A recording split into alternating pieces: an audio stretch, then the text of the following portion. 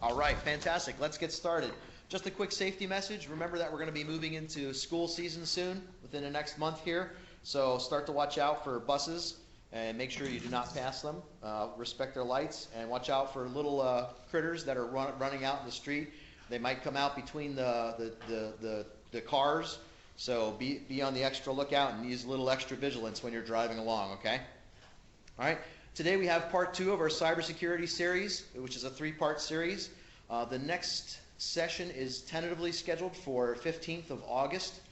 Our second session here is Farzad Beykzadeh, and it's got a lot of material to cover today.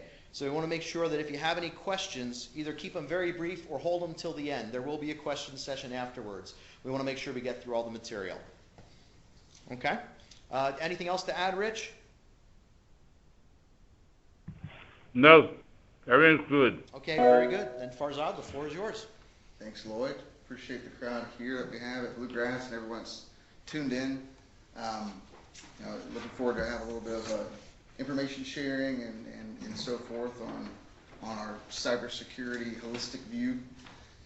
And before we go into it, I just want to start off with this, that the thoughts and opinions expressed on the presentation are not Bechtel Corporation or any affiliates or partners related. They're just coming from my perspective. So if you have thoughts and so forth about it, come after it and we can talk. But I wanted to put that out there as a disclaimer. And so introduction. From Kentucky, graduated from Eastern Kentucky University in 2011 with a degree in computer information systems. I've been working here on a project at Bluegrass for a little over 6 years.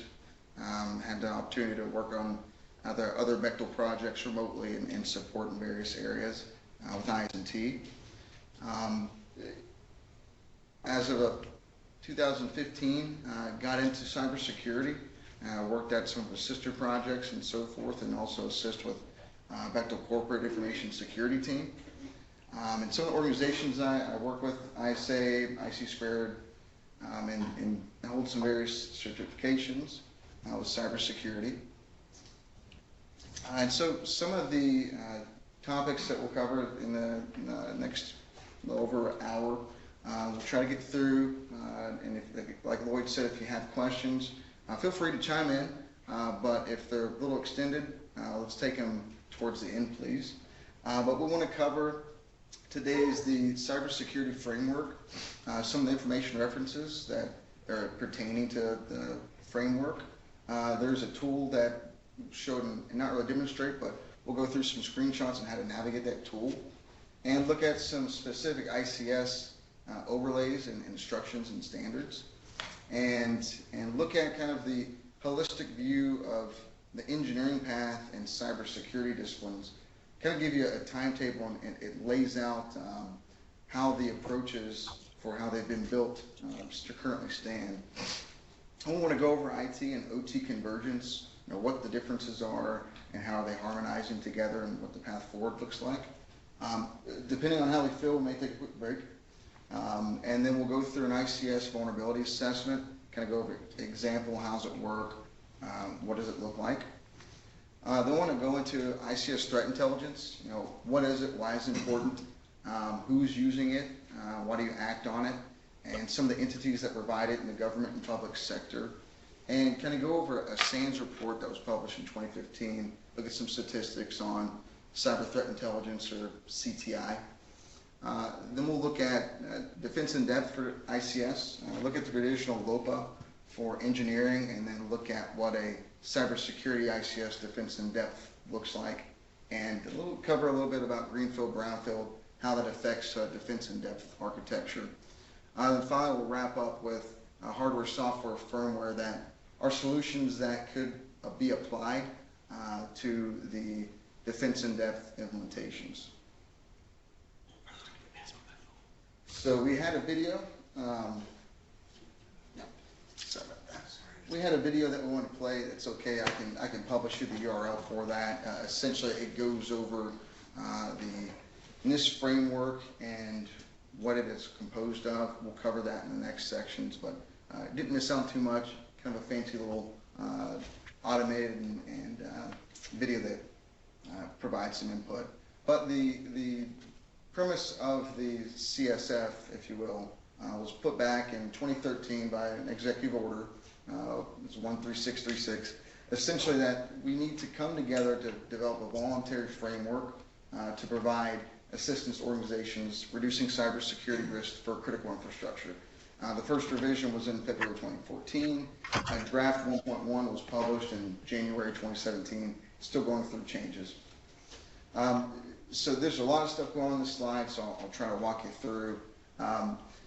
You have 5 phases for the framework functions: identify, protect, detect, respond, and recover. All those have categories, subcategories, and then you finally get to the non-prescriptive, if you will, standards. There's 5 standards that make up the information references. SANS has an IT-based critical security controls, or CSC, top 20. And so those map back to those 5 areas. They're non-nonsense, actionable recommendations. So it kind of puts in an IT perspective on translating requirements. COVID-5 framework is a framework that lays out governance or enterprise governance. It not necessarily provides security controls, but it lays out how you can structure an organization to then inject security controls. It's ISO 27000 compliant, ITIL compliant. Those are IT standards that many organizations globally deploy. The ISO 27001 2013 is kind of the de facto standard for IT organizations or even companies that are internationally working. And it follows IEC, or International Electrotechnical Commission, and it deploys what they call an information security management system. Their audited governance is basically accreditation of independent assessors, and they'll come out and assess your program. Those 3 are not really ICS specific. The 2 that we should look at to entertain cyber standards are your NIST 853 and the ISA 62443 standards. Those 2 are fundamentally similar and different. What I mean by that is the 853 is a federal requirement for all federal information systems to follow. That specific standard does not have cybersecurity controls per se for ICS. It links to a different standard, which we'll get to, a little complicated. But the ISA 62443 standard is specific for industrial automation and control systems. We covered that in the previous cybersecurity ISA meeting. But the 2 standards that are called out, the 2-1 and the 3-3 at the bottom, are actually what compose the requirements. That's what you're going to look at for selecting controls and so forth. Those 2 are really what we want to focus on for individuals working with ICS realms. Real quickly, there's a revision that's pending for 853. The biggest part for what's considered a change that affects ICS folks is that they're going to include things like the Internet of Things references. Instead of calling information systems, they want to call things systems. That way there's not a prescriptive a stance that says, well, is this an IT system or an OT system? They want to kind of put a blanket statement there. And they're taking other things out like priority sequencing codes, things that really didn't add too much value and add a little confusion at the end of the day. The ISA 62443 standards, the 2 that we talked about, the 2-1 is requirements for an ICS security management system, pretty similar to what the RMF does for NIST, a risk management framework. And then the 3-3 actually builds out your system security requirements and security levels. So that's actually where you're going to look at applying defense in depth, looking at access controls and so forth. The rest of the standards are in different phases, published, in development, planned. There's some are under review, some are out for comment and voting. So going back to the holistic view of the CSF, with the functions, I want to kind of present one of the functions and look at it. This is actually the whole function for respond. So if you follow the tracking, at the top we have response planning, And then that goes down to, you're going to have a response plan to be executed during or after an event. And then it ties into different standards. You may note that some of the standards are not applicable, they're not backwards compatible. That's because of the nature of cybersecurity for different functioning groups. You're not going to have, for AR-53, a control that may or may not be called out for, let's say, COVID-5, because COVID-5 is a framework that provides governance versus AR-53, which provides security controls to apply to an organization. So there's differences there, but what ultimately this does is provide a common language.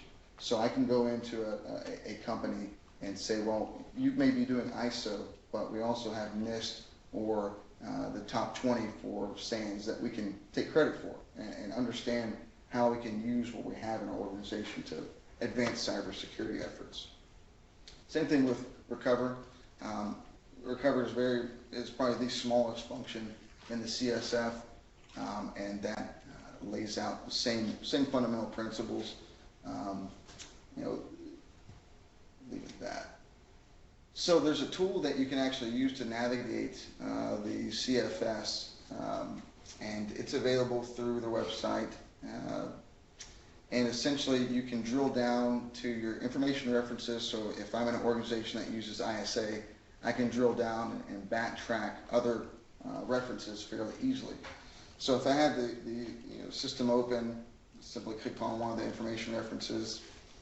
You can sort, so I chose NIST AR-53. You can sort by control, you can sort by the function and so forth. And then you can export those layouts into Excel and be able to manipulate as you need to. And this is what the output looks like at the top of the screen. So to me, it provides a little bit of a way to be able to assess where you're at, look at the controls that are applicable to your organization, and then conversely look at what may apply for other standards pretty easily, and it's encapsulated. The NIST AR-82 standard, this is where we're going to talk about specifically ICS from NIST perspective. It acts as an overlay, and an overlay is essentially a tailored set of controls that you can use to implement for, in this instance, a control system. It includes guidance for SCADA systems, distributed control systems, and it goes down to device levels of PLCs and so forth. And it assesses performance, reliability, and safety requirements. One of the key points in NIST AR-82 is that there's a driver that allows connection between ISA and their standards and NIST. NIST recognizes that ISA is a leader when it comes to putting out standards and so forth. Example, ISA 84 is a process safety standard. ISA 100 is a wireless standard. Actually, it's ISA 99. But in this regard, NIST says we're not the experts in ICS cybersecurity. We provide what we think is a tailored control list from our parent standard, NIST AR-53. But look at NIST or ISA 62443 as it applies to the OT, or operational technology requirements, the engineering side of how you develop a system development lifecycle to manage cybersecurity. And that is a key distinction between all our standards, is that they're working together in unison. The CNSSI 1253 ICS overlay, it is CNSSI Committee on National Security Systems Instruction, was a revision out in 2013. Is for information and instructional purposes only. So organizations do not use this instruction as a requirement. They look at it more as an educational tool to allow you to understand how you can bridge the gap between your systems that operate with your IT folks and your OT folks. And one of the key things that it does provide is some of the common functions of applying or tailoring controls to fit and form of your ICS systems. So if you have certain controls, like access controls, that need to be applied to an HMI or a server, but not to a field controller, it allows you to look at those controls and gather that information to make an educated decision on what controls you're going to apply. It also applies concepts of engineering principles, so specifications, planning, implementation. It uses more of engineering aspect to tie in what NIST is requiring and what CNSSI and ISA is looking at doing from their perspective. Some of the examples from the overlay, they provide a tailored accreditation boundary. So if you're working in DoD, DOE space for control systems, this is kind of a reference model that could be looked at. So you can see some of the tiers, zones, levels. It's interchangeable, but they look at these levels as a starting point. It's not a final point, but a starting point to get the conversation for your organization rolling as to what type of assets you're going to categorize based upon your system's design to then provide security controls to. And so they reference this as the Purdue model. This is something that it came from where it sounds, University of Purdue back in the 90s, and it still comes to use today. For an example, for what they call level 0, tier 0 devices, those are going to be your field devices, so temperature gauges, actuators, things of that nature that may not have a digital connection. They're going to say, hey, you can apply XYZ controls to those type of devices, and they provide this guidance for all levels. Again, it allows the organization to look at specifically component level how you're going to apply cybersecurity controls. Going back to this requirement specification, there is an SA8 control in NIST, and with the supplemental guidance, it ties in ISA to the required NIST 882 controls. Points to it and says you should recommend looking at the ISA 99, ISA 62443 controls to look at how you can communicate to engineering specifications, design, development, and so forth. And then they give you guidance on what tiers or levels those controls may apply to for those assets. So we talked about a bunch of different standards really quickly. Hopefully you're still engaged. I want to bore you with a little bit more of standards, just to confuse you a little more. Because the world of cybersecurity, when it goes to IT systems, honestly is a little more embedded in place. They've had a stronger ground than where these organizations stand. So you have the American Chemistry Council. They have guidance on chemistry systems that they use, ChemTC, and those have control system components in them. The energy sector, American Petroleum Institute, they have security guidelines, control systems. The Center for Protection and National Infrastructure for UK, that's a control system standard. CFATS, that's systems that still are in place today. They have cyber standards. IC has their data and communication security on top of the 62443 standards. IEEE, they have guidance on how you handle electrical power substations, physical and electronic security. Those all tie into ICS systems. NERC-CIP, energy section. And then some of the Netherlands and Qatar standards. There is a lot of standards out there, and standards are only as good as your organization can understand them and apply them. So it behooves us to go to some common language like the cybersecurity framework to start mapping these to see where they land against each other. And I miss the scratching head. It's quite confusing sometimes. So there's naturally an elephant in the room with these standards. There's so much out there, so much information. How are we at this point? I think we need to take a step back and look at the engineering discipline and where it's came in comparison to what cybersecurity and where it's came from to really get an appreciation for kind of where we're at and where we're going. I'm not an electrical engineer. Thank goodness we have a few here in the room with me. If I'm wrong, please raise your hand, but this is at least a starting point for where I thought we could start this conversation. The electrical engineering profession didn't really come into place legitimately until about the 19th century. MIT had offered their first electrical engineering in 1882. In 83, Cornell had their first course for electrical engineering. 85, you have London and UK having their first chair for electrical engineering. And then in 86, University of Missouri established the first department for electrical engineering in the United States. That was a long time ago. And none of us were born anywhere close to that time. There's been a lot of time for the discipline to mature to where we're at now. And there's set in stone standards and requirements that engineers have to follow in the electrical space.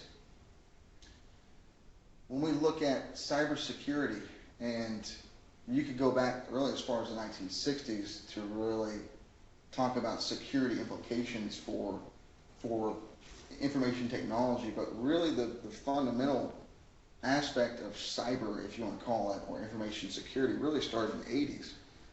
One of the first SCADA Trojans was found in 82.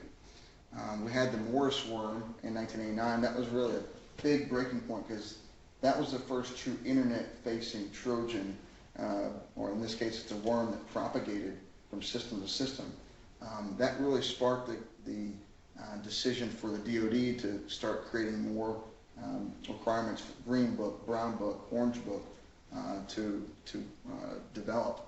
As you go through the years, obviously the big one for Stuxnet, that was kind of a huge turning point with how we handle control system cybersecurity and what recommendations we provide. And as you move on, even recently, the PETYA and crash override, not PETYA, all those things are so evolving and so changing in a very condensed time frame compared to what you'd consider an engineering time frame to understand your landscape.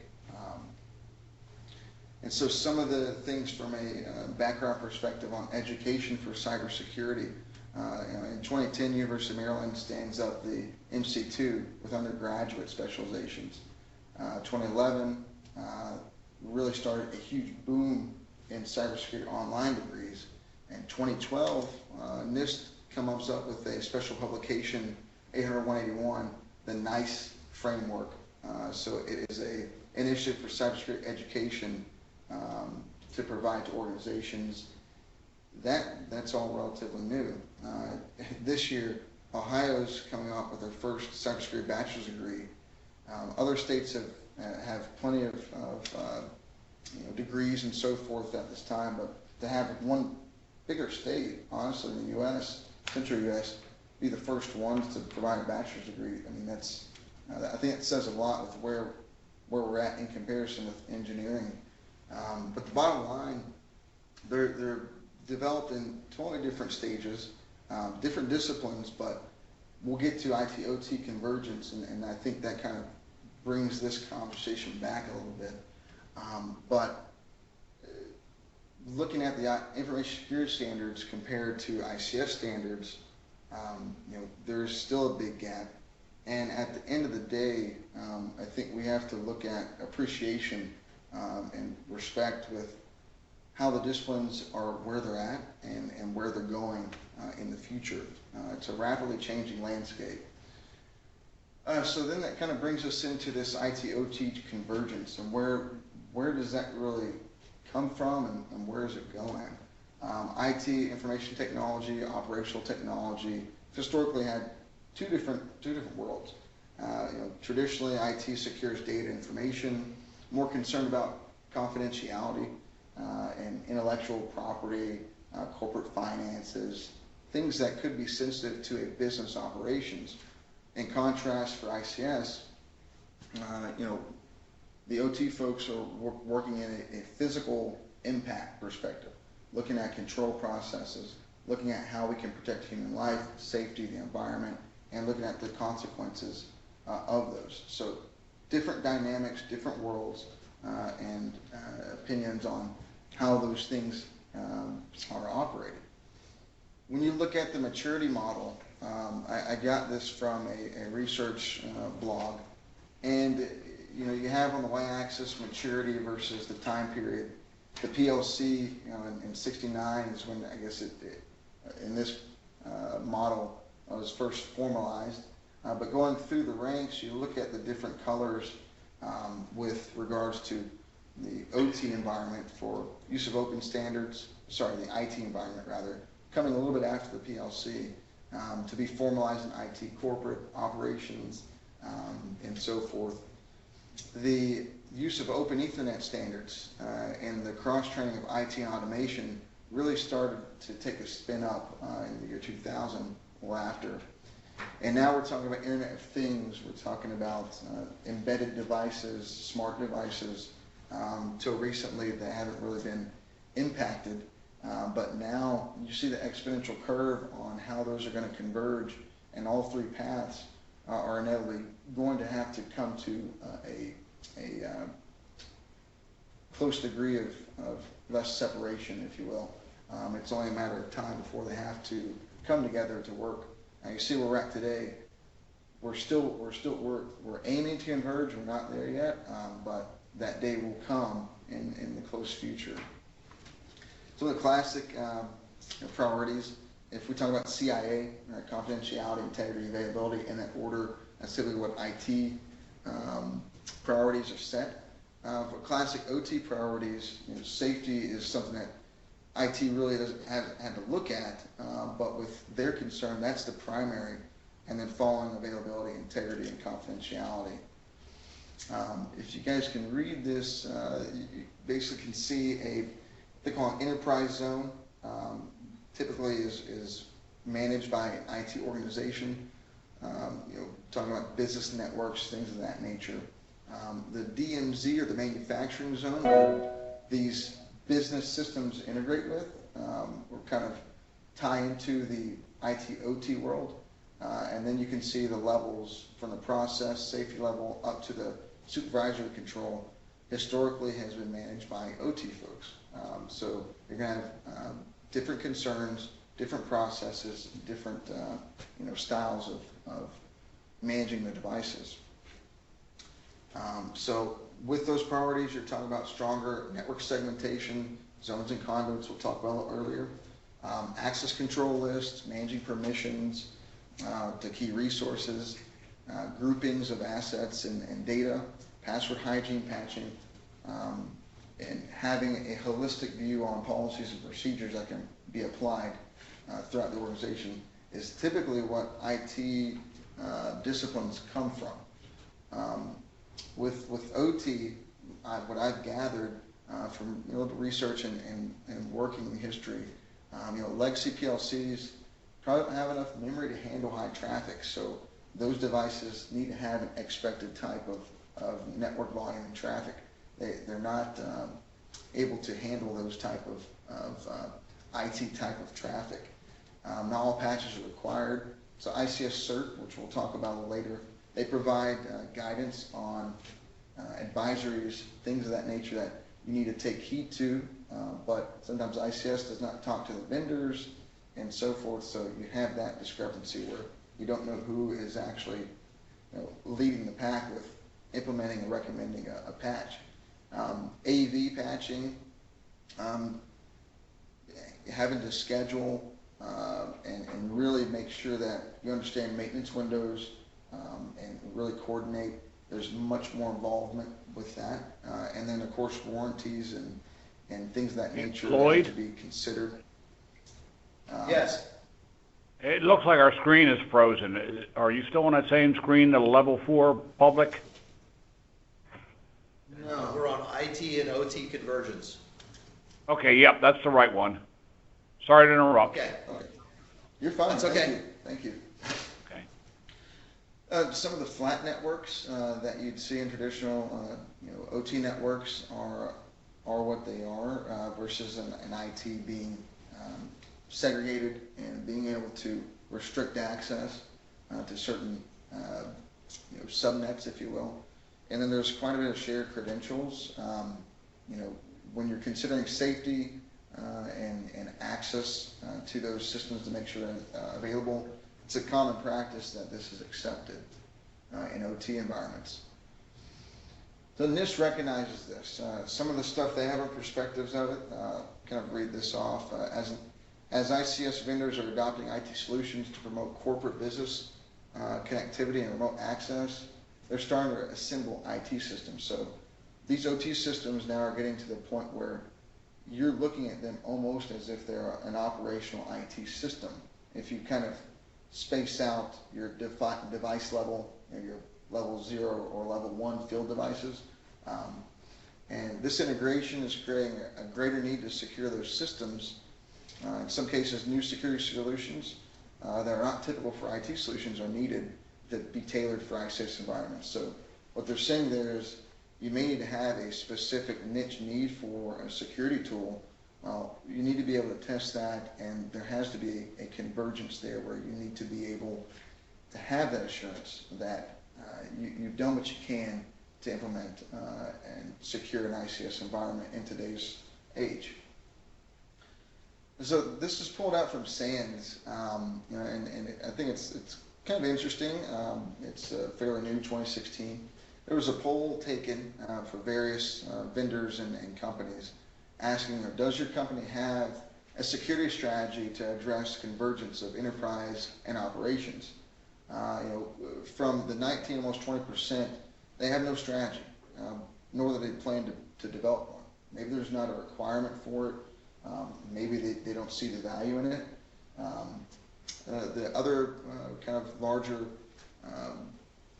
area of the pie, if you will, they don't have a strategy, but they're developing one. So there may have been requirements added, and now the organization's trying to learn to figure out how they can put that together. The greater majority, which is promising, they have a strategy, they are implementing it, and that's a pretty good size. And then the last one's the most mature. They have a strategy in place.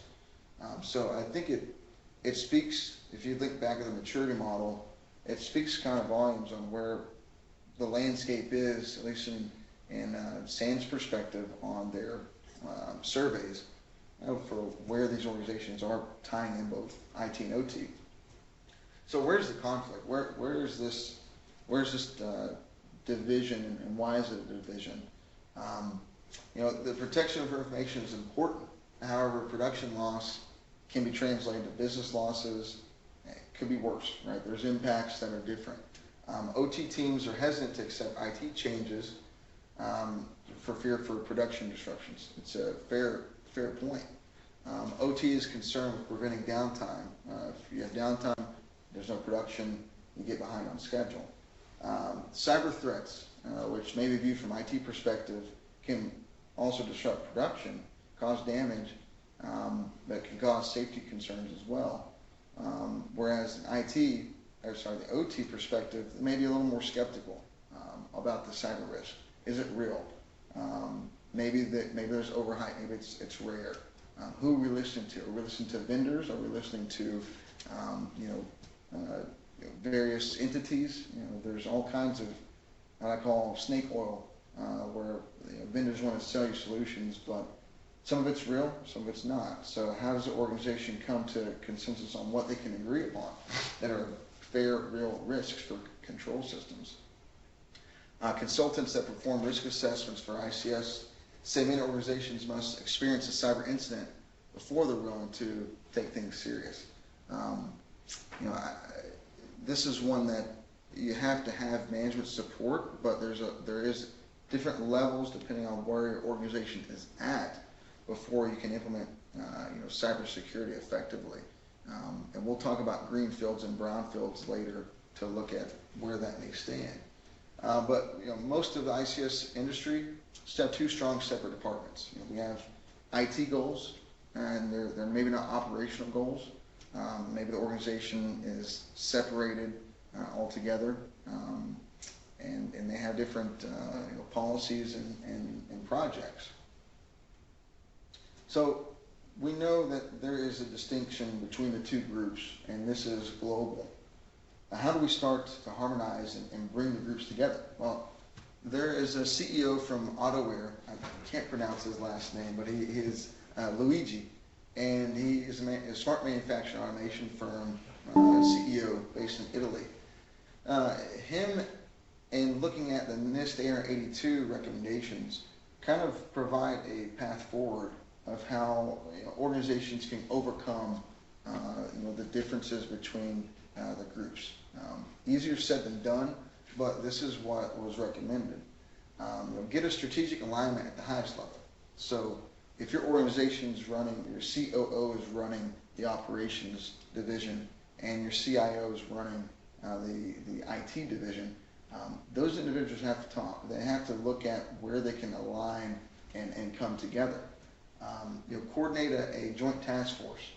So having a cross-functional team that is dubbed as a cyber security team, and having a common vision can potentially start that change.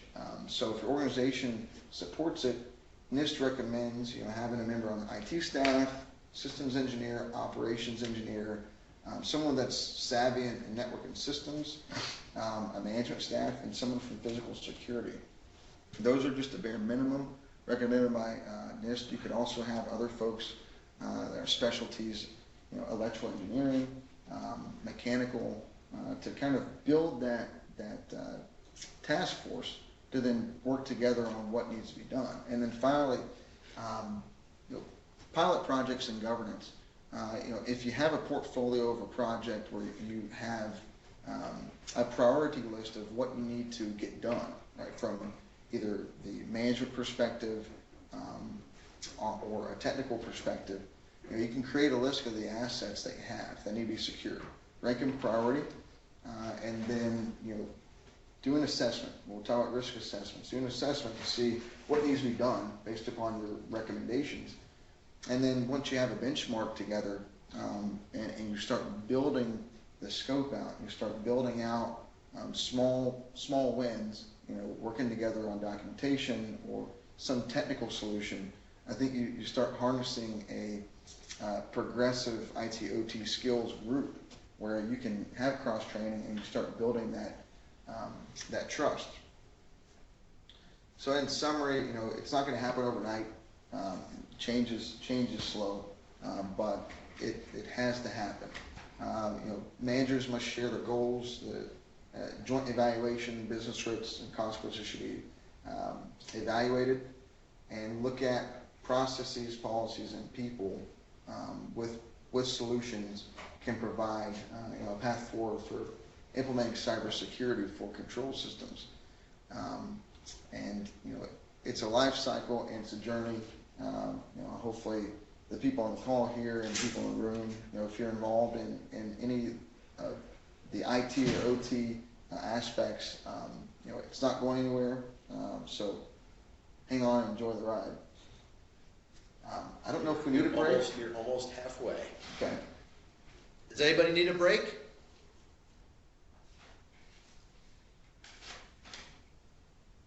I think No? everybody's Go. good there?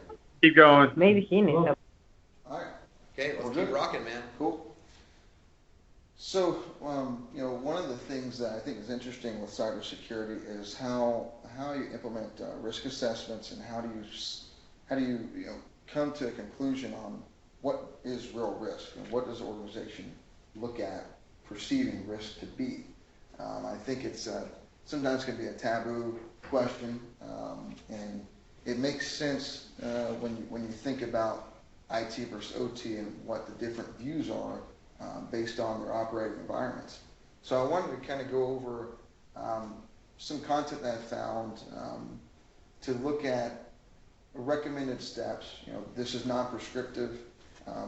If anything, it ties a little more into what ISA would recommend, but you can also cross this over to virtually any other ICS reviews. If you look at the NIST framework, you can tie it back to controls. So, what is an ICS Cybersecurity Vulnerability Assessment? Very broad. What is that? Well, it's a holistic view of the design and operations of the ICS. What does the system do as its mission business function? And then what is that system composed of? So I want to offer some recommended steps to kind of look at how organizations could potentially do this. First, you want to have reviews of as-built or as-found drawings. Again, depending on brownfield, greenfield, which we'll get into, you may or may not have that. It could be in different phases. This is a passive assessment. Now we'll talk about passive versus active. Then you want to analyze the network communications via packet captures. You have to have a technical view of the network and understand the data flows, the protocols.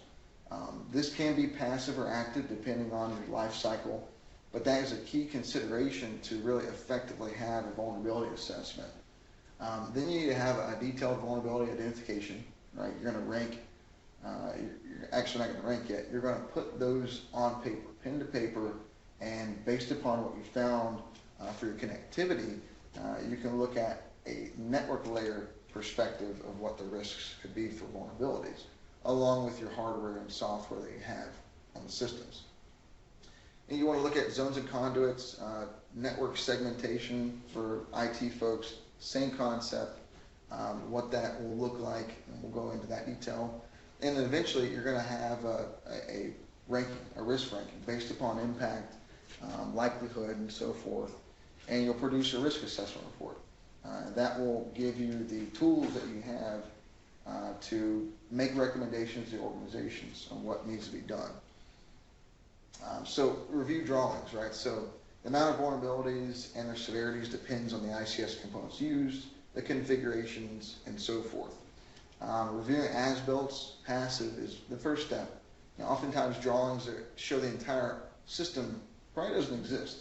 You think about where do you stop the system's boundary, if you will. Cyber folks are looking at it from that perspective, or IT folks are. Rather, for OT folks, they probably don't look at it that way. So there's no requirement to really have something put that together that way. And as changes happen over the years, if you're operating in a brownfield, things slip. Drawings may not be updated, so you're going to have to work through that process. Based on ICS design reviews, you can ask a few questions. How is the control system designed and constructed? What devices compose the system? You kind of get at this point a feeler of what the types and models and so forth are there.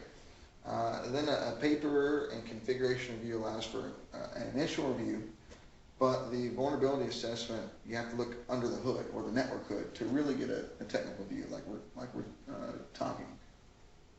So analysis of the network. So you need to be able to capture and record the actual network traffic that's running through your network.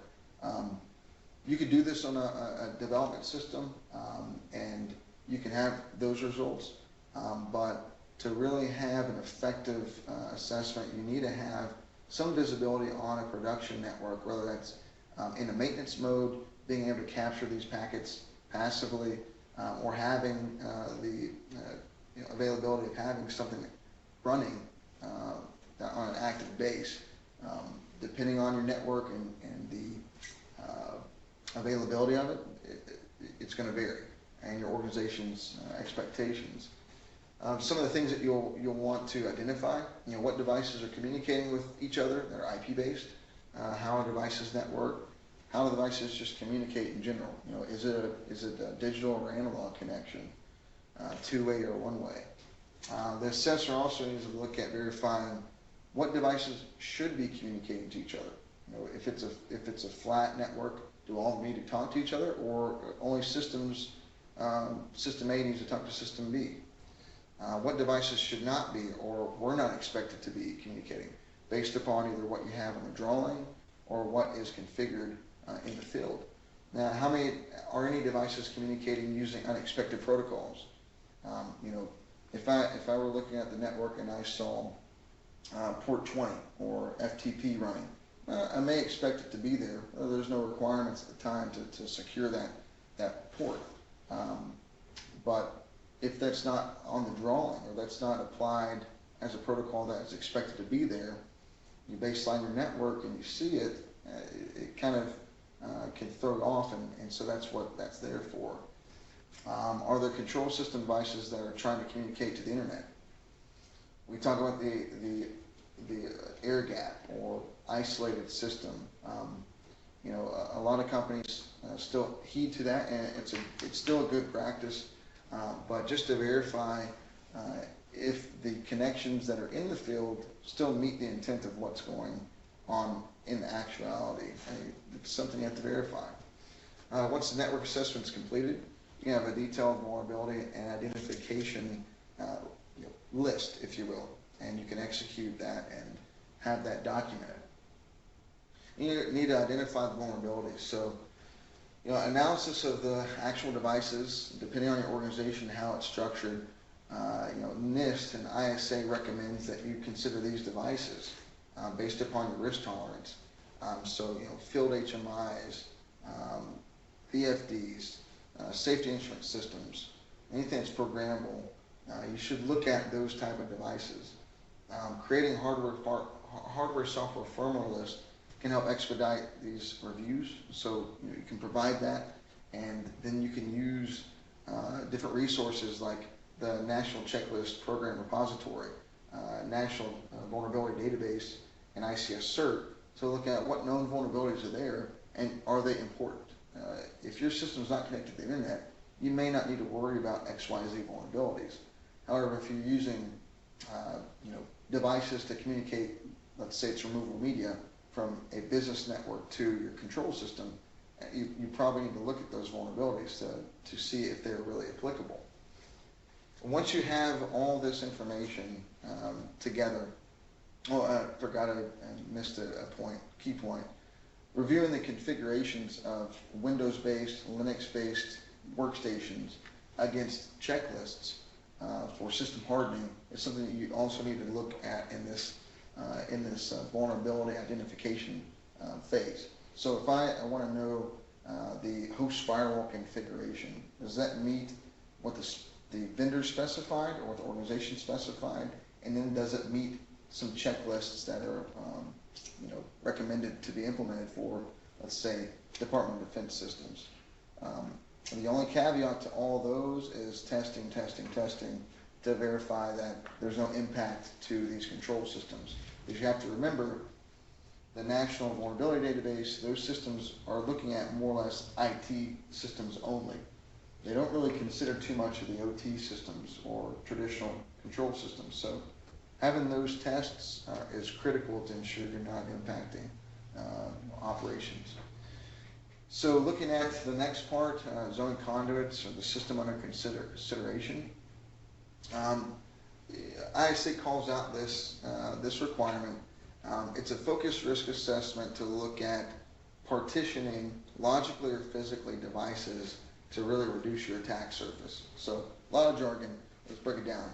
So when you're looking at devices that communicate, whether it's your field devices or an SIS or a protection system and a basic process control system, you may not need certain devices to talk to each other on a physical level or logical network level.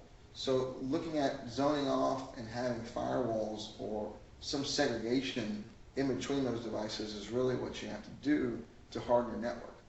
Easier said than done for a greenfield than a brownfield. Brownfield system, you may have to find other alternatives. The traditional IT systems are very apt to be able to change and cope with change. The OT networks, there has to be a lot of planning and decision making to alter your network posture. But ideally, you'd want to harden the design and put in your boundaries of what devices can talk to what. So my SIS system may be able to talk to field devices, but my field laptop should not be anywhere in these other zones, business level zone and so forth. So you kind of build your ground rules as to what devices can go to places and what can they talk to. So kind of as a side note, when you're doing your vulnerability assessment, it's good to look at statistics and find where you can find those from credible sources. we'll go into this FireEye threat intelligence provider. But what they did is pulled several vendors, companies, and so forth, to figure out where the vulnerability is more likely to hit. Where should we really be focusing our energies on? And so looking at our zone 2 or your supervisory level, it makes sense that that would be where you need to focus your areas on, because those are traditional Windows systems. Those are traditional really IT systems that run on IT platforms. So they provide that. Interesting enough, the zone 1 or your field devices, PLCs, have a little bit of basis to be concerned with, however, not as much as your zone 2 devices. So you've captured all your vulnerabilities, you've ranked out your documents, you've listed them. Now you need to build up a risk assessment report. This can be very challenging, depending on your threat actors, your attack surfaces you're looking at. Is it going to be an inside threat, outside threat? All that has to be mapped out, and it's kind of a story.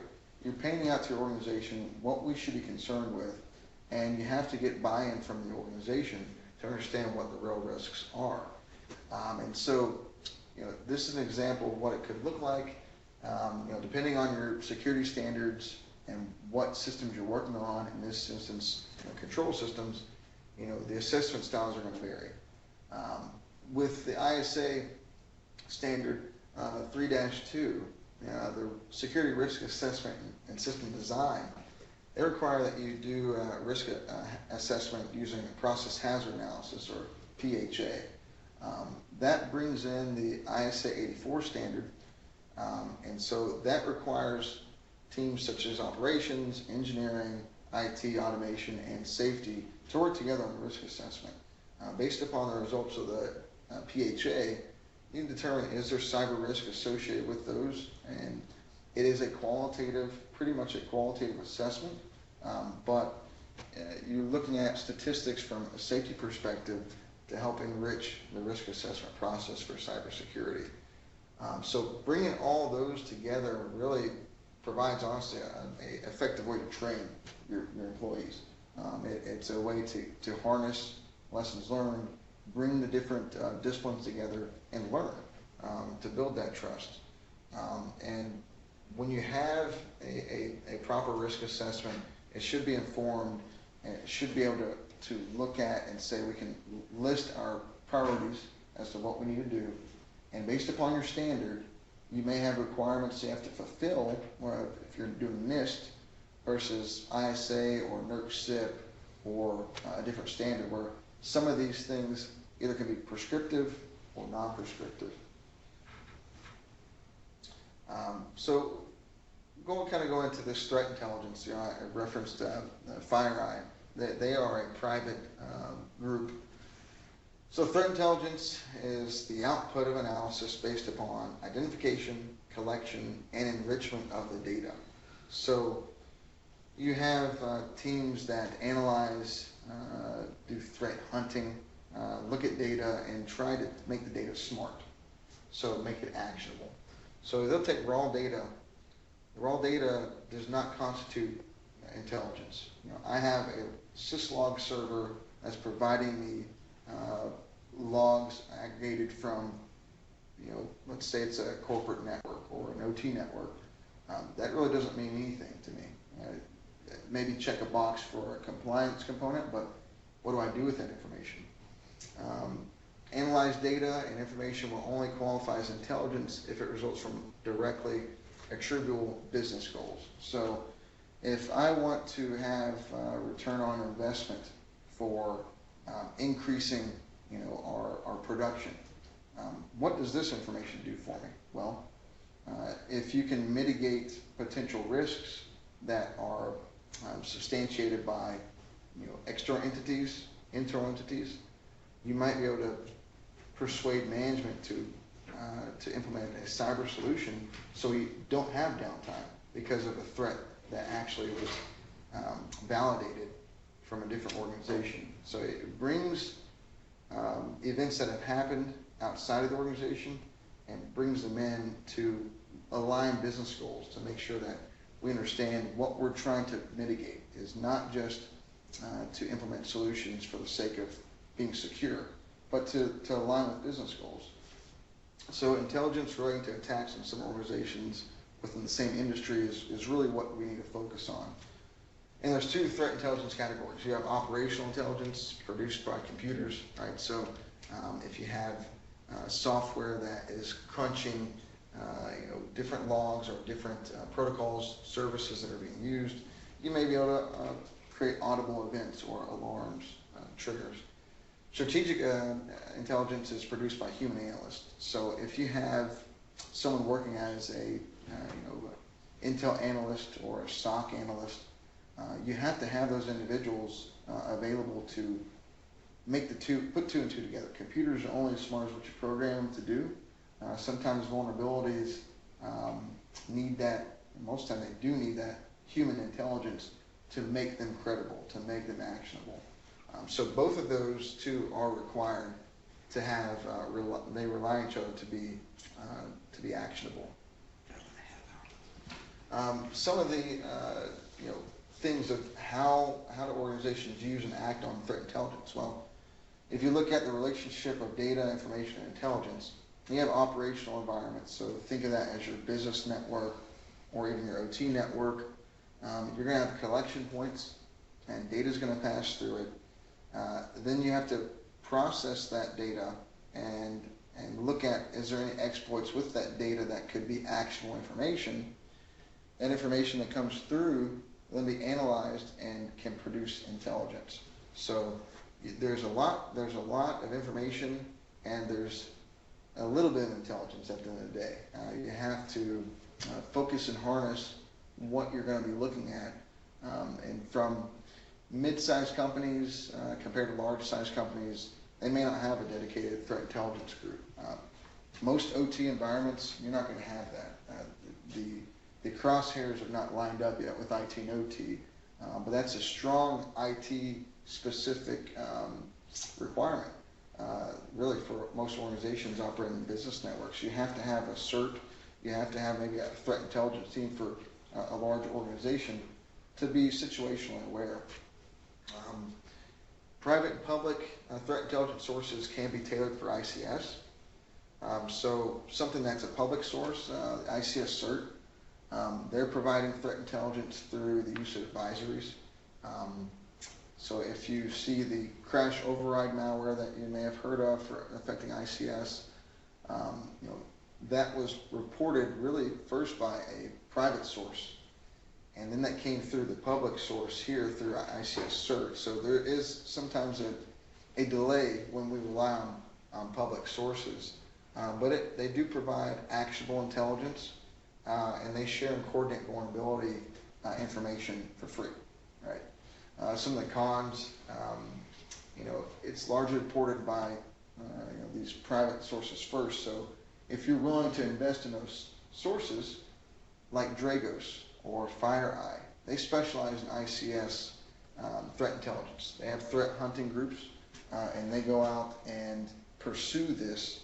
And usually the ICS CERT, US CERT, you'll notice that they rely on their intelligence and then feed that into the overall public intelligence. So it's kind of interesting how these groups have came out. Depending on what your needs are, how you're connected will vary. So if you're an isolated network, you can probably have a smaller SOC CERT that specializes in ICS to do this. You can pay for play, if you will, for this information to be tied to particular vendors you may use, and they can analyze and provide tailored threat intelligence from outside communities.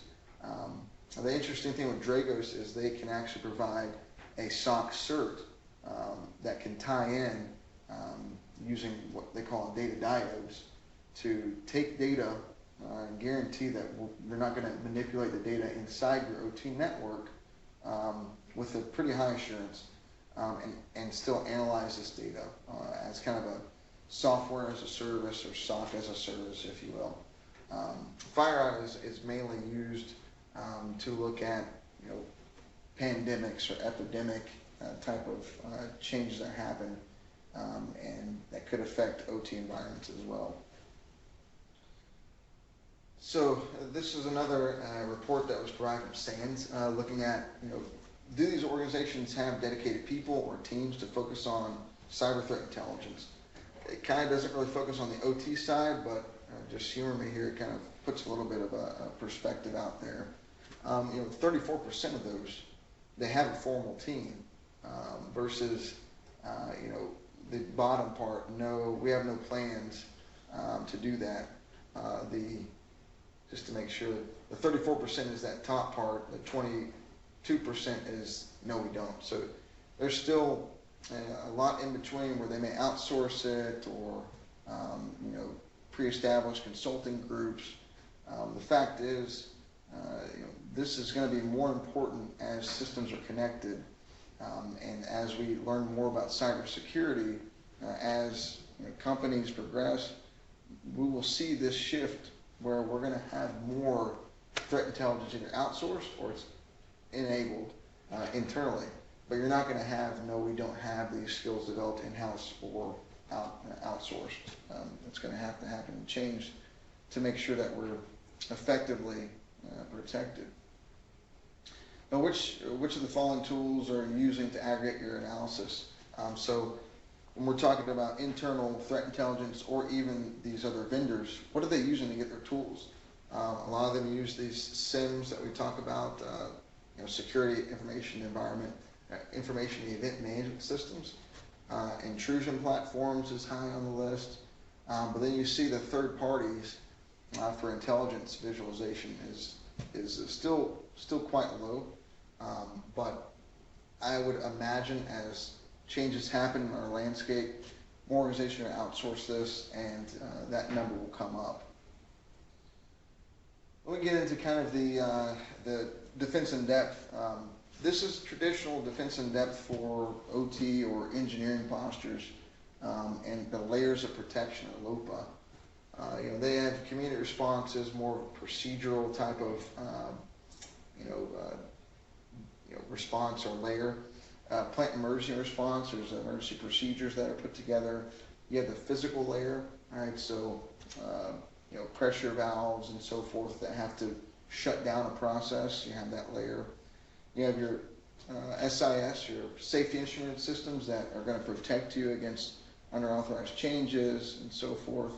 Alarm management, so your control room knows how the environment is operating and if there needs to be actions based upon those alarms. Then your basic process control system. At that level, if you have changes at that level, you're probably going to have some issues on your hands if it's unauthorized, if they make it that far, quote unquote insider access. And then you have your process design itself. That's the heart and soul of the LOPA. Another way to look at it here, you have a mitigate and then prevent area, and then you're going to have a basic process control system. Are there normal behaviors looked at versus not having those normal behaviors, and does it have to then trigger these escalated layers of protection to make sure that we don't have an incident? So you have several layers already that have been engineered. They're engineering layers of protection. Most of this just is to demonstrate that these systems are inherently secure from what is designed to do. We have these engineering controls in place. However, they don't really look at cyber implications, and so that's why this additional layer of defense in depth is coming at it from a different perspective. There are cross correlations between a LOPA and a cyber defense in depth strategy, but there is a reason why we have to have cyber. So a single security product or technology solution cannot adequately protect an ICS by itself. So let's say you have an antivirus installed. Great.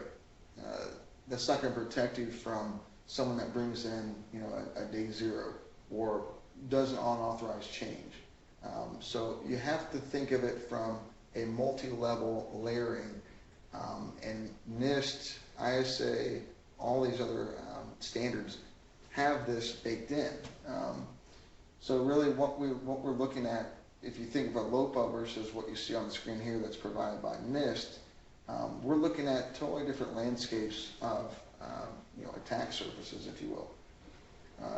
Backdoors, holes in the network perimeter, vulnerabilities of protocols, attacks on field devices, database attacks, communication hijacking, man-in-the-middle attacks, spoofing attacks, privileged or shared account attacks.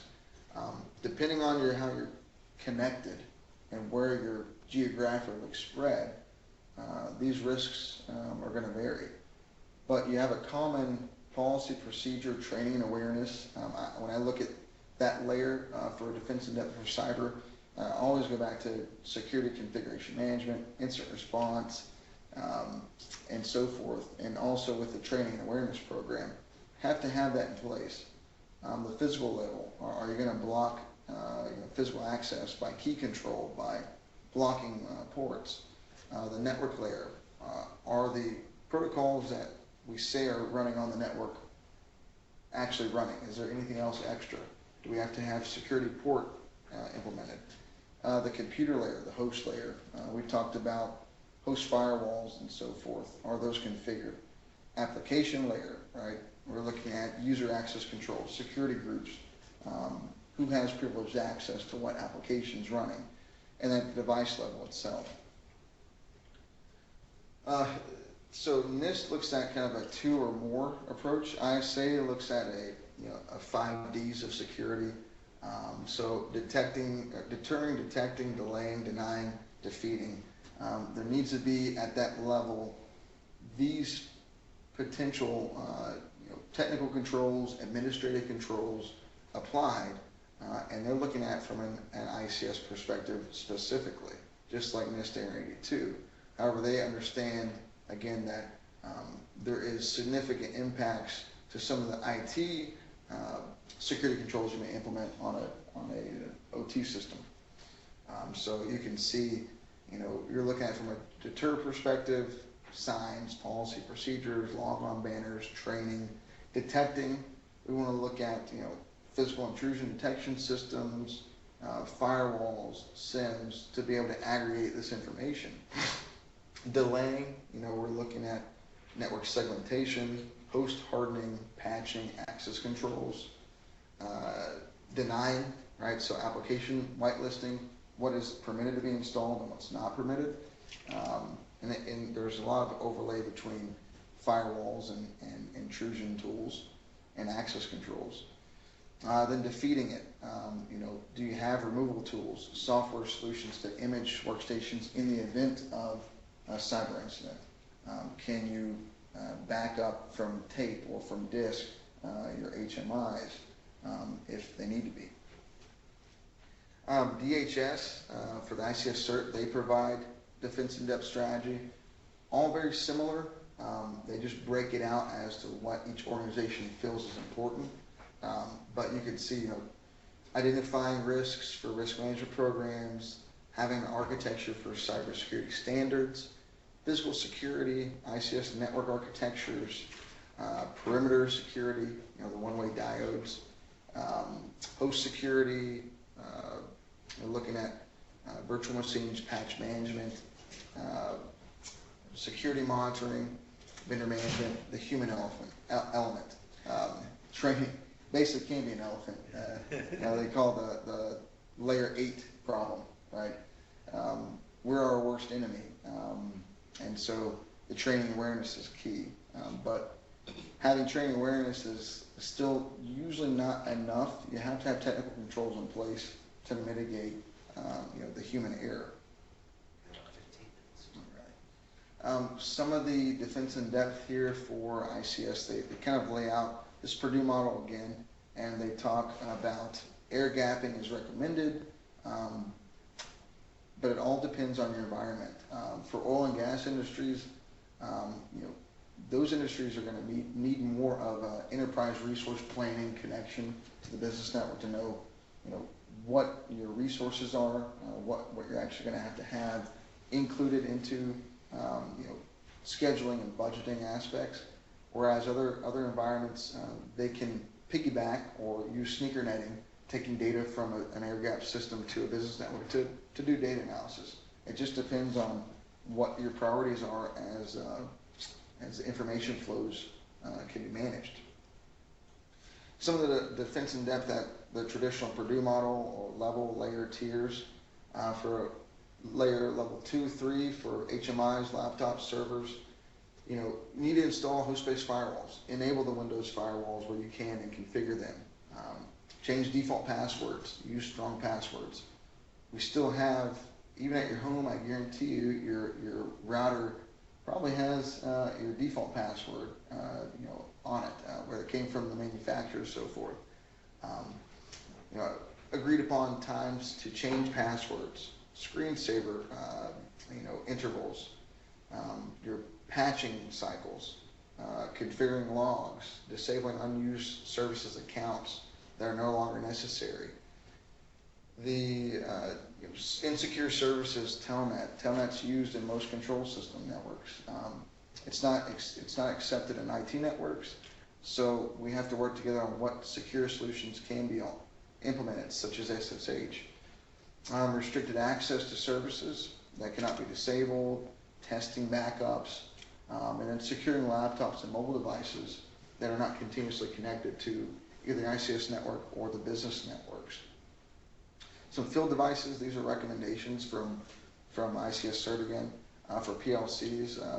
Many field devices aren't capable of centralized management, so when I think of that, I think traditionally of Active Directory or a patch management system. They don't have that capability.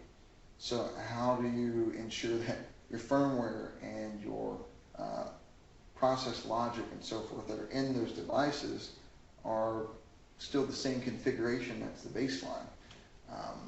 Physically securing fences, locked doors, locked cabinets, disabling unneeded services, unneeded ports, restricted access, kernel locking. You can actually do on most of the PLCs that are out there. You can do these things. Smart field devices. If you have HART communicators, mobile devices that connect to these field devices, those should have unnecessary services removed. They should be patched, and devices should be managed tightly. So where they're physically accessible is a huge concept that has to be agreed upon. Then we're talking about brownfield versus greenfield. The ISA references for 2-1. Traditionally, depending on how you're going to implement security controls, will vary. If you're working on a greenfield or brownfield. Greenfield usually is involving new plants, right? So the plant's not operational. The system could be procured. It may be still in design phase, specification phase. Maybe it's not been a facility acceptance test. Maybe it has. But the primary objective of a greenfield is to get the automation system installed and running correctly, necessary to meet the time frame to have the plant running and meeting schedule. When you're in a greenfield, you have a lot of room for play, but when systems are designed and you're already past the design phase, there's still time to do this, to make changes, but it's much easier to make the changes, I'll tell you that, than in a brownfield. Brownfield, the plant exists. They already have the software in place, the configurations in place, it's baseline, and it's in operations. So making these changes while you're in an operating environment is even more strenuous. It's gonna take a big level of effort to make changes, especially if you're operating. If a plant that's doing mining and metals has been operating for 40 years, and they're in a brownfield state, eventually they're going to have to make a change, and so decommissioning and so forth, that might be an opportunity to inject new changes. So it just depends on your environment and what the relevance of cybersecurity controls and regulations have a play on. So finally, we'll kind of hit at the tail end of some of the solutions that I would recommend, not endorsing by company specifically, but some of the things that I would be interested in if I had to look at implementing solutions that would still need to be tested and so forth, but could potentially play a role in providing technical to control system environments.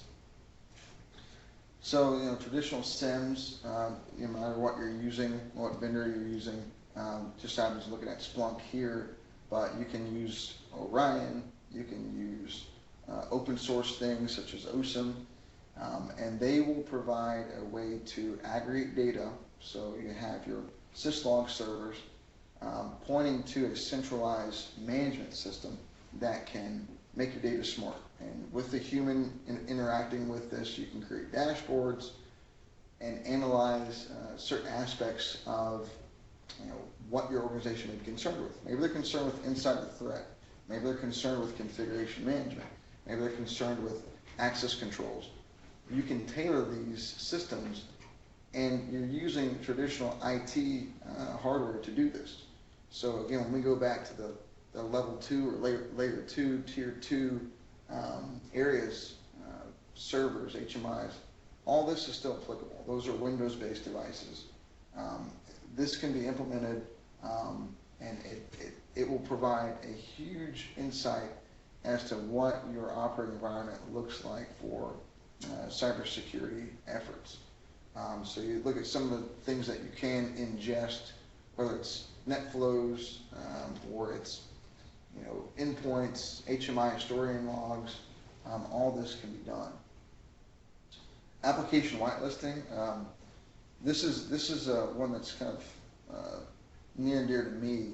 I think it allows the organization to have a greater assurance that unauthorized changes will not happen unless there is some form of technical change to be deployed. So Windows actually has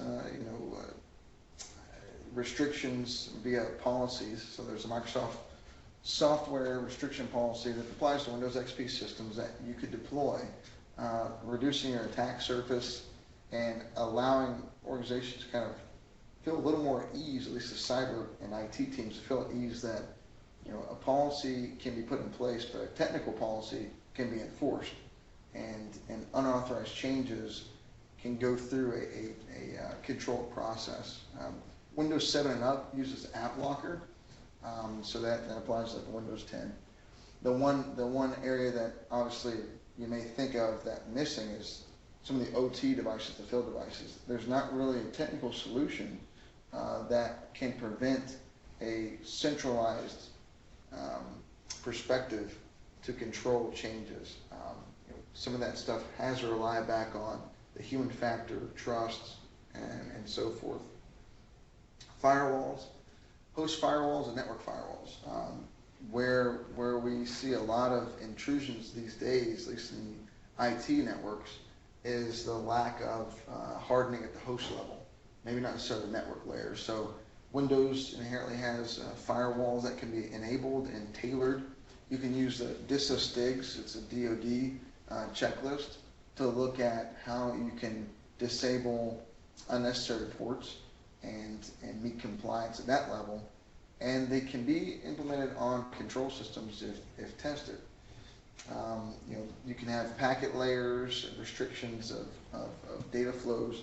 They don't necessarily do like a deep packet inspection to look at transport layers and so forth, but they do provide a great assurance that within a controlled OT environment, let's say, that your operators or engineering group or IT group have that traceability between nodes to know what's authorized and unauthorized.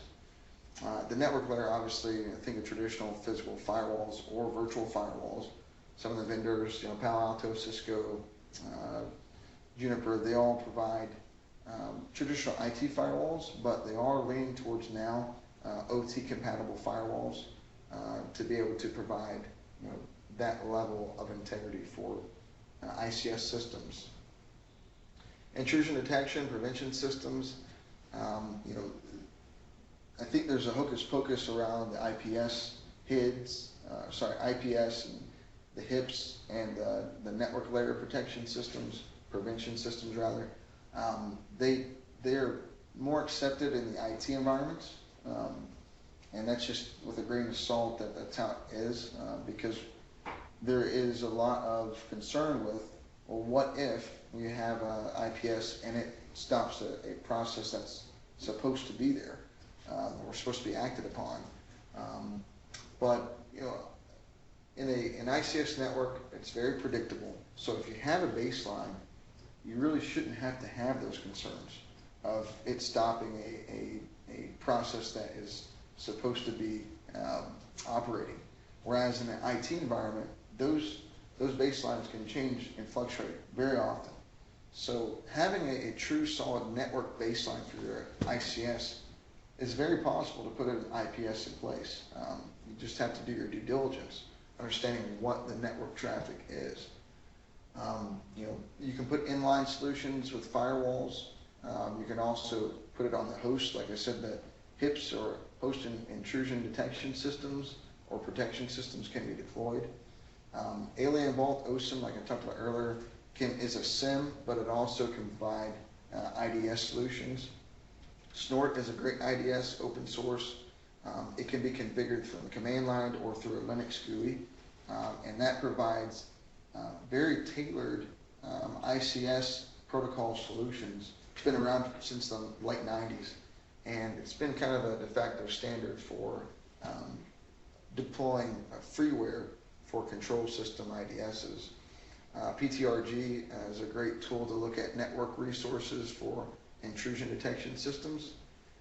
Juniper, Cisco, and Palo Alto, they all have their own onboard or in line with their firewalls to do intrusion detection protection systems.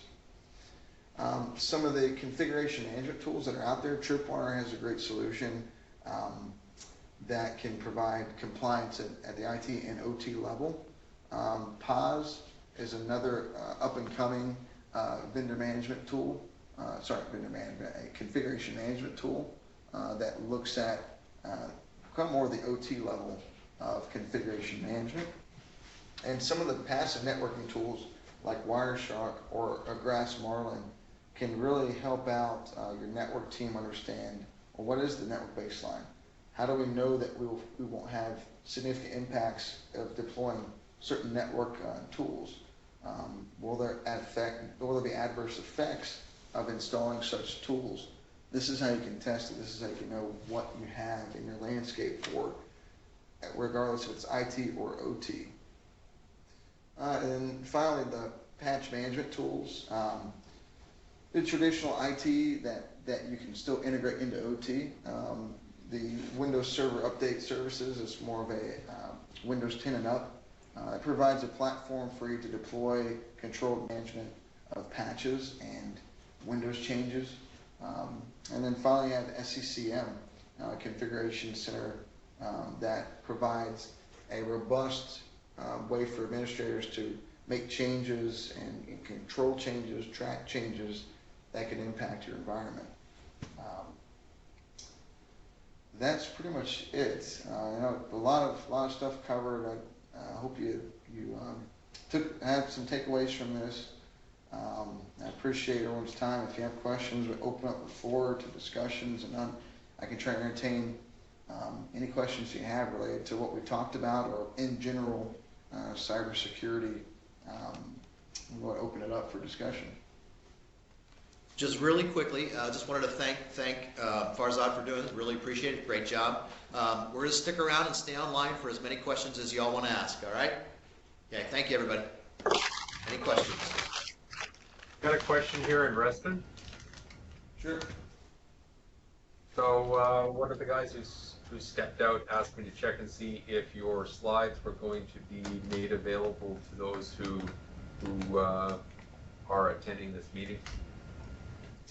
Yes, and my understanding that Lloyd can publish this through the ISA site, but we can also put it on a different channel, and we can get these to as assuming they're a part of the organization. Certainly. What I'll do is I'll send up a follow-up email to everybody who's in attendance with links to the, or was planning on showing up to the ISA website page, and I'll put the not only the slides but the video recording of the session. Okay, and I got one other question related to what you were talking about there. What is kernel locking, please? Kernel locking. Kernel locking. Can you say that again? What is kernel locking? Okay, yeah. So you can actually have physical locking where you have a key. Right? The PLCs can have a key that you can shut off or shut on to make system level or firmware level changes. So you have the physical layer there, and also at the firmware level on the actual node itself or the PLC, you can enable the settings, certainly if you have access control logically, to disable kernel changes. So let's say you're an operator in the control room, and I hate to put this out there, but you have a nefarious actor who wants to make changes remotely. If they have the communications to get out to the PLC at that level and make kernel level changes, those are going to be very, very hard to track, even with a SIM or any solution. So in having that kernel off feature, you can have a little bit more assurance that you're going to be able to control those changes. Can you tell us quickly what kernel is? What a kernel is? We might not. Everybody might not. Yeah. So when you're looking at I'll take a desktop, and the kernel is really your brain of your motherboard, and that's going to control ring layers. So like in IT, you have ring 0, which is your most secure level of your device. The integrity of your whole computer rests on that level. So think of the kernel as the brain of your device, and it's going to control and talk to ring 1, 2, and 3, and 4 being the application layer of your device. So all those rings in between, from a security perspective, it's paramount that the integrity of that stays intact. So having kernel layer access is the most, you have the most permissions or privilege, if you will, to control a device if you have that level of access.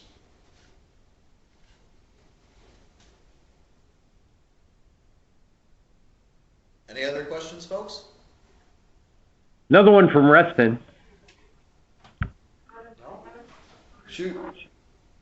In the vulnerability assessment and the discussions of the risk management framework, do you have any statistics with regards to how many companies are actually implementing the risk management framework, since it's voluntary, or the percentage of companies that are actually doing vulnerability assessments? I don't, but it's interesting. I think, is this Josh? Snicker, snicker, snicker. I can tell it's Josh. I don't, but that, I think if we wanted to find that information, there's a few ways we could do it. SANS could have a report published that has that data. Also NIST, they may actually have that information from their website. Those are probably two sources. If I were looking at trying to gather that data, I would look at. I'm sure there's something published, since RMF has been around for, let's say, 4+ years. So there has to be some statistics. I don't have those, but that's what I would recommend. In discussions with the companies that supply the assessment services and go out and primarily do that, the feedback I've gotten is that these companies primarily are handling it along the lines of a HAZOP, and once they get their vulnerability assessment done, they don't touch it again for another 5 years. Huh. So I guess there's, now is that following prescriptive ISA standards, or is that just, you're saying that's in general what companies like that, like Dragos or FireEye would do? Yeah, you could consider that the source is similar to those. AE Solutions is the one where I had quite a bit of discussion with. But the primary thing is, from a risk point of view, a lot of these companies treat it just like they treat any other risk. And with regards to their process system, they only evaluate their process system every 5 years, they don't see any need to do a review and spend money on the ICS, except at the same intervals that they do the review of what's changed in the past 5 years. Well, I can tell you this, I mean, from my understanding of the special publications as it pertains to requirements, going down this path, annual assessments should be implemented, and then for the control system environments, it varies, right? So depending on the organization's risk appetite, right, and availability of budget and so forth to bring on these assessment teams, it should be done periodically, right? And so that opens up the discussion of, well, if you include LOPAs or these HAZOPs, they should be done, if they're following ISA 84, from my understanding, annually. So if they do that annually, that should drive these risk assessments and vulnerability assessments to be done annually. It just devils in the details when it comes to what your organization is willing to do. And I think educating and understanding the risk is really the first key to understand, well, is there going to be significant changes? Is there expected significant changes through your organization? Maybe through systemization or a startup phase, but in operations, is that going to be necessarily a hard requirement? So those are the things you have to kind of evaluate. But I know, from past experiences or my information that I've come across, that it's best practice that you do it annually. Yeah, I think one of the things you're looking at is CCPS sets out the guidelines for HAZOP requirements. OSHA comes in and piggybacks off of that and makes it a mandatory requirement to review your HAZOP every 5 years. We're not seeing anything along those lines in cyberspace. So utilities and companies that are following these guidelines, they're just piggybacking on top of what they're doing for LOPA. Yeah, I think it's the beauty of ISA. They're piggybacking off of the LOPA requirements or the HAZOP and integrating that into the control system cybersecurity risk assessment. And they provide a great, I think, solution to meet the organization's challenges with regards to integrating cross-functional, working groups. It's a delta that NIST, they really don't have that gap. They don't fulfill that gap. NIST recognizes that ISA does do that, but it all depends on a lot of different dynamics. Thank you. Yep. Any other takers? I guess I got a question. How do you get corporate buy-in from your upper management to force some sort of convergence if you have, so in my organization we have the IT staff completely as temporary contract workers, which terrifies me because that includes the network security guys. Whereas the OT staff are all the pension long-term employees. A lot of the people in management, in my company at least, see that as a threat to converging, and that's why we're still on the air gap standard. It doesn't seem like a necessarily bad thing to me, but I don't think they're ever going to move forward unless they get those guys off of 2-year contracts. Yeah, that's a loaded question. It just depends on the awareness of the organization. Is the communication of that conflict or the convergence conflict there, right? And a lot of organizations are realizing now that to meet these cyber standards, you have to have a fully integrated group.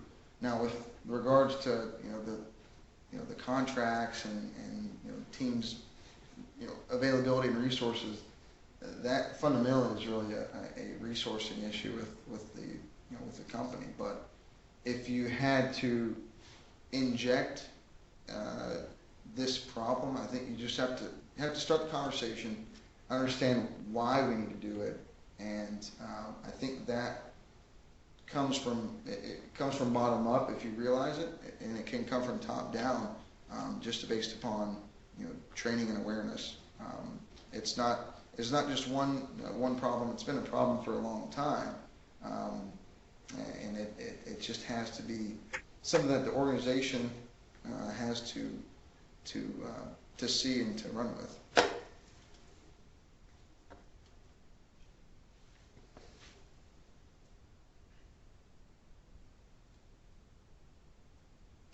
Anybody else? All right, going once. Another one from Reston. Go for it.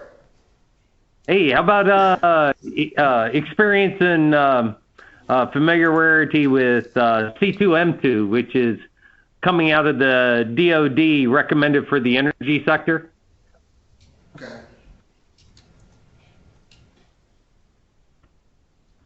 You asked me if I have experience with it. I don't. I've heard of it. I haven't looked at the standards. Unfortunately, there are quite a few out there. But the interesting with, let's say, RMF, with the DOE, they implement a little different flavor of RMF, still the same principles, but I think that to go full circle, the common theme, if you go back to the NIST framework and you drill down into either the information references or back up to the functions, it all is there. It's just a matter of meeting the specific niche criteria, whether you're working with hazardous chemicals or you're working with, a automation factory that's, putting out widgets. It just depends on what the organization's mission is to really meet those requirements. Software requirements, QA requirements, they're going to vary differently than what the cybersecurity team would look at as far as the physical level or network level. So it all correlates back to the same governing principles. Unfortunately, there's too many to navigate. One important thing with regards to C2M2 is that DOE expects that to flow down to both oil and gas and electric as being all infrastructures that would benefit from that type of guidance in addressing their problems and improving their profile. Very cool. It's to me, when I look at the landscape of all these standards, I think ISA is the closest to any of the standards holistically to address control system specific cybersecurity problems, whether it's engineering or IT. They bridge the gap, and they're looking back at all the other organizations. No matter if it's a if it's an energy sector, oil and gas, I think the common denominator is that they figured out the IT/OT issues the most effectively out of any other standards I've seen, and so that's kind of my takeaway from getting with the standards, if you will. Yeah. Another question for you. Shoot.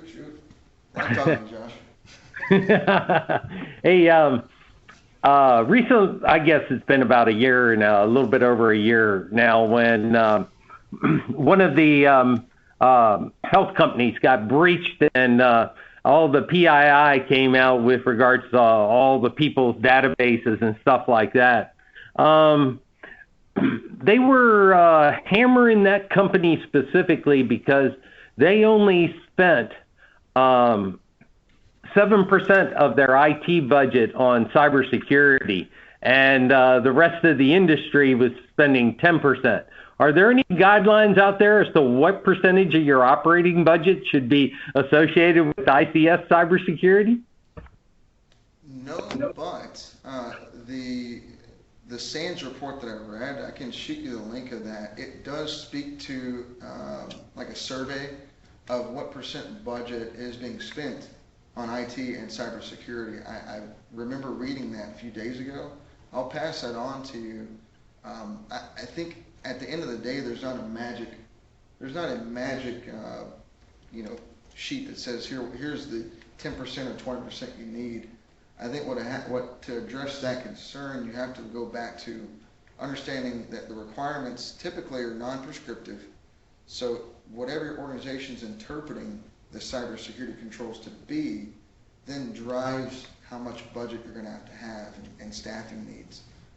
We all want to have more people and more assets and more toys to tinker with, but at the end of the day, I think that's what drives that particular question. And we can use other companies as benchmarks, certainly, but every niche is going to be different. But Josh, I'll pass that along. I'll get the Lloyd too. That'd be good information. It's open source, and some of these charts I pulled from that report. It's a couple years old, but it has some of that data. One comment to tack on to that. I did a presentation for Incosi about 2 years ago talking about cybersecurity risk as it applies to a photovoltaic field. And realistically, when it comes to owner risk, that was down in the 5 to 7% of all their risk concerns. Yeah, I'm not surprised. I'm not surprised. So they didn't include you in this. Anyone else besides Josh?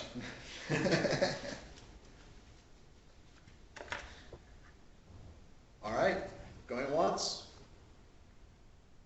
going twice.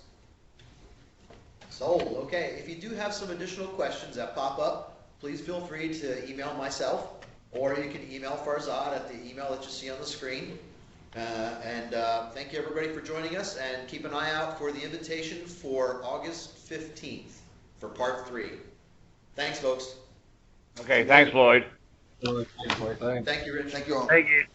Here is the 2.